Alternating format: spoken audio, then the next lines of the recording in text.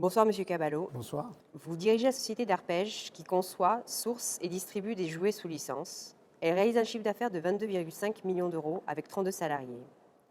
Pourquoi avez-vous décidé en 1995 de créer cette société après avoir fait un début de carrière dans la banque et les assurances? Et pourquoi avoir choisi cette activité? Alors tout simplement l'occasion d'une opportunité.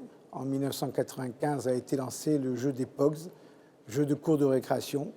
Et avec mes beaux-frères, on a senti la naissance d'un nouveau pari, d'un nouveau jeu.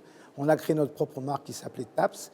Et on a amené par rapport au grand faiseur mondial des POGS l'apport de la licence. Donc on s'est engouffré dans un train nouveau d'un jeu de cours de récréation et on y a apporté le plus notre marque TAPS. Et puis on y a rajouté des licences comme Lucky Luke, comme Casper. Et on a eu raison de le faire à ce moment-là. En 18 mois, on avait fait à l'époque, c'était en francs, 27 millions de francs de chiffre d'affaires.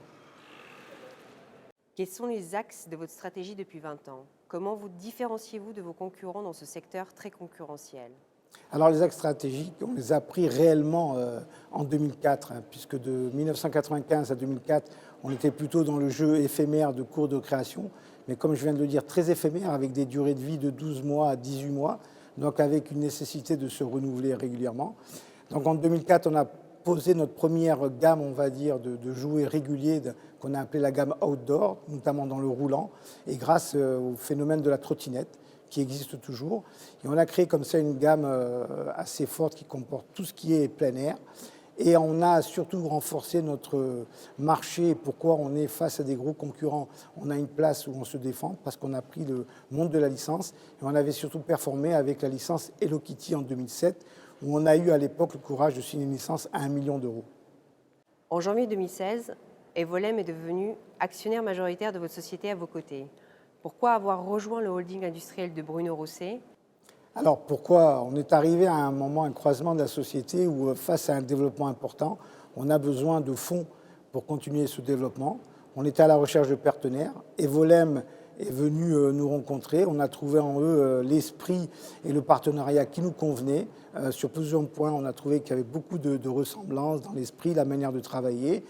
La collaboration nous a plu. On est allé très vite. En 5 semaines, le deal était fait. Donc voilà, on a trouvé nos partenaires pour pouvoir continuer à se développer et à avancer. Vous êtes la première société du nouveau pôle jouets et sport d'Evolem qui souhaite conduire une stratégie de croissance externe dans ce secteur. Êtes-vous associé à la définition de cette stratégie? Alors oui, complètement.